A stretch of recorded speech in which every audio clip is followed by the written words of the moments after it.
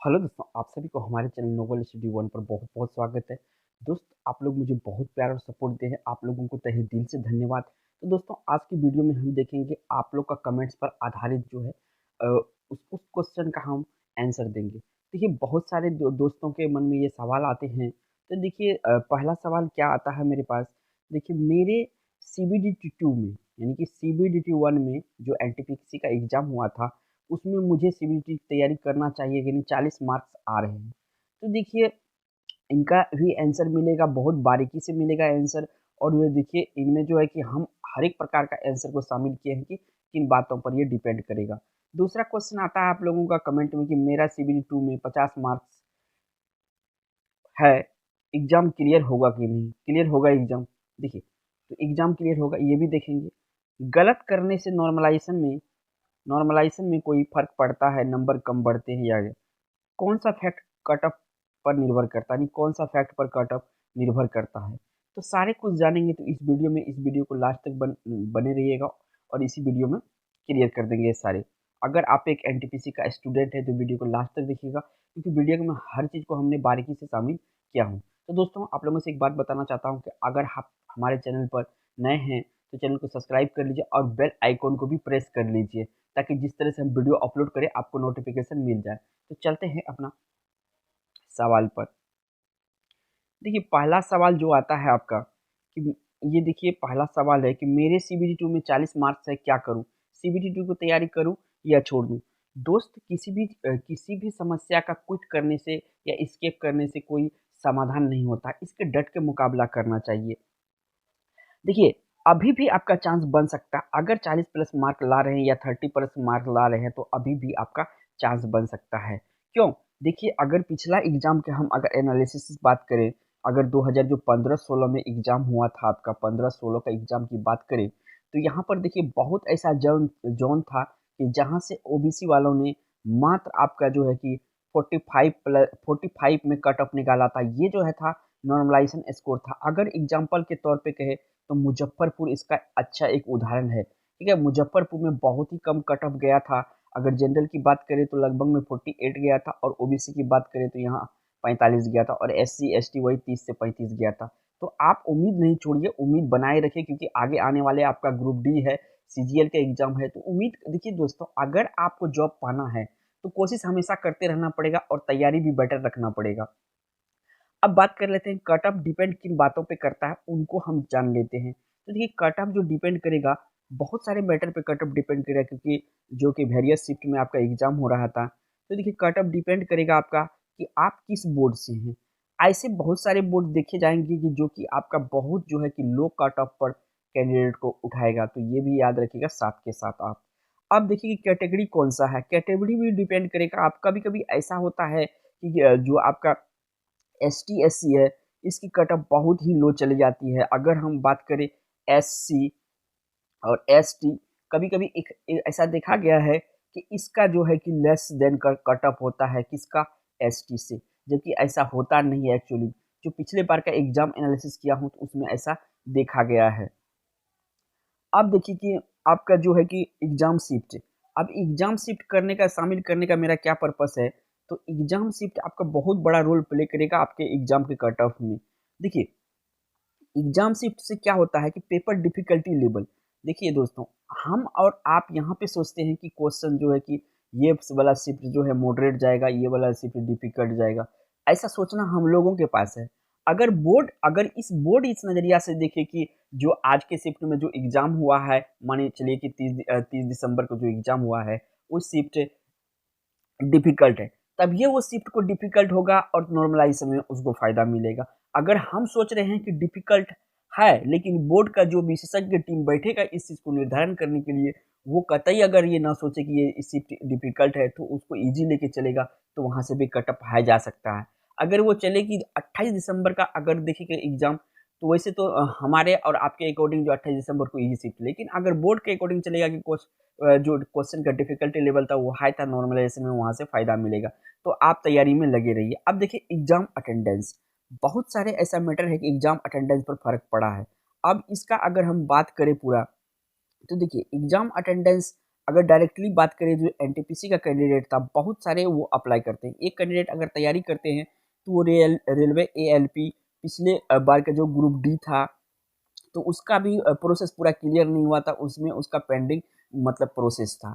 अगर उस प्रोसेस को फिर से ओपन हो गया और प्रोसेस में फिर से वो चला गया, तो क्यों आएगा फिर वो एनटीपीसी को 3 बार प्रोसेस पूरा करने के लिए। तो दोस्तों इस तरह से भी जॉब लग जाएगा। तो ये बहुत सारे ऐसे कैंडिडेट हैं आपका कि जो कि आपका एसएससी से भी आए हुए हैं, बहुत सारे ऐसे कैंडिडेट हैं कि आईबीपीएस से आए हुए हैं इसमें, ठीक है। तो इनका मान के चलिए अगर जॉब सिलेक्शन हो जाता है तो आपका तो अटेंडेंस ऐसे घट गया। और वैसे भी अगर सेंटर पे देखा जाए तो कहीं कहीं ऐसा देखा गया कि आपका 55 से 65% अटेंडेंस जो मिड जनवरी का अगर बात करें, तो ये जैसे कि अगर 10 जनवरी से 20 जनवरी की जो शिफ्ट हुए हैं उसमें अगर बात करें तो यही अटेंडेंस बना है, क्योंकि इस जो है कि मिड जनवरी में आपका बहुत कम जो है कि अटेंडेंस बना है, तो नंबर ऑफ कैंडिडेट घट जाएंगे। तो उससे भी आपका जो है कि नॉर्मलाइजेशन जो लो स्कोर लो जा सकता है। उसके बाद देखिए नॉर्मलाइजेशन, हमने अभी अभी बताया था कि नॉर्मलाइजेशन का फंडा में किनको फायदा होता है।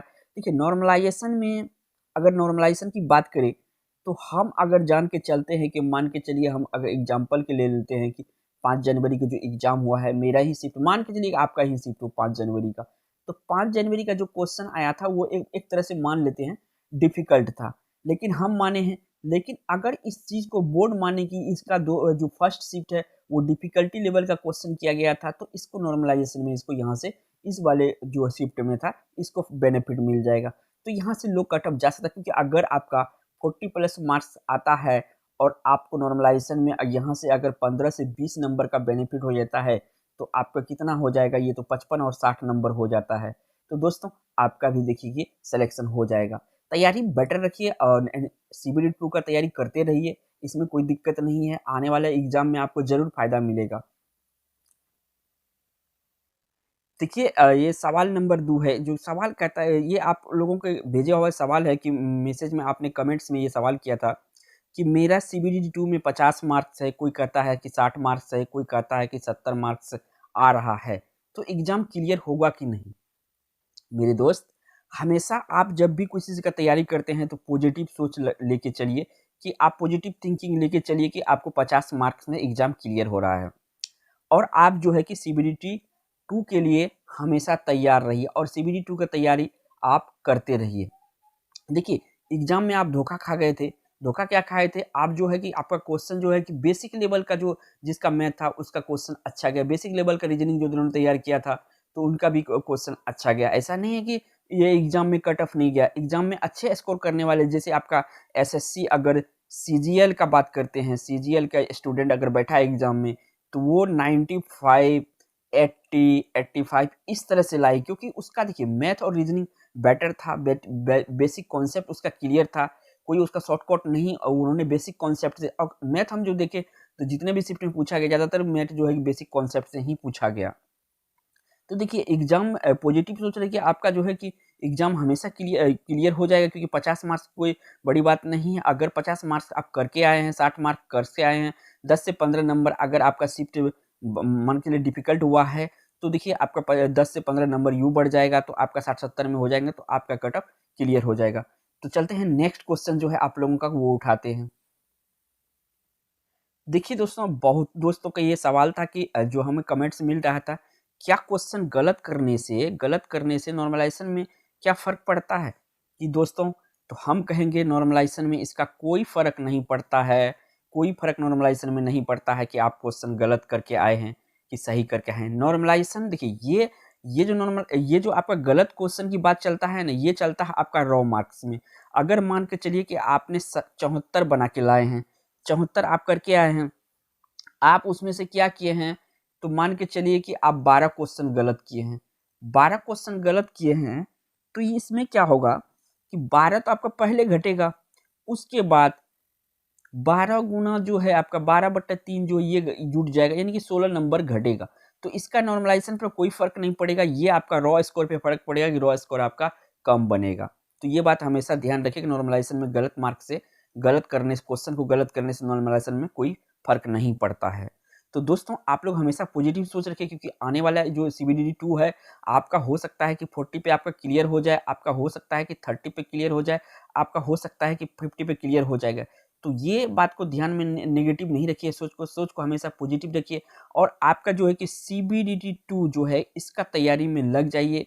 आने वाला आपका ग्रुप डी है, इसका भी एग्जाम में लग जाइए, क्योंकि अभी से एग्जाम में तैयारी रहेगा, क्योंकि क्वेश्चन जो है दाएं बाएं से कर रहा है। और मैथ रीजनिंग में अगर क्वेश्चन की बात करें तो बेसिक लेवल अगर आप पढ़ना चाहते हैं तो हमारे चैनल पे भी लगभग में जैसे ये थर्ड शिफ्ट का एग्जाम खत्म हो जाएगा तो बेसिक लेवल का क्लास मैथ और रीजनिंग का स्टार्ट हो जाएगा, तो उसमें भी आप शामिल हो सकते हैं। और हमारे चैनल पर अगर नए हैं तो चैनल को सब्सक्राइब कर लीजिए, क्योंकि हम जो है कि CBDT 2 का तैयारी स्पेशल करवाएंगे, बेसिक से बेसिक लेवल करवाएंगे। क्वेश्चन कहाँ से घुमाता है, कहाँ से क्या करता है, सारे नज़र हमारे बनाए हुए हैं एग्जाम पर, और उस टाइप के हम क्वेश्चन शामिल करेंगे। तो दोस्तों इस वीडियो में इतना ही, होगी आपसे मुलाकात एक नई वीडियो में, तब तक के लिए जय हिंद। दोस्तों जाते जाते अगर वीडियो आप पसंद आ गया तो वीडियो को एक लाइक कर दीजिएगा। जय हिंद।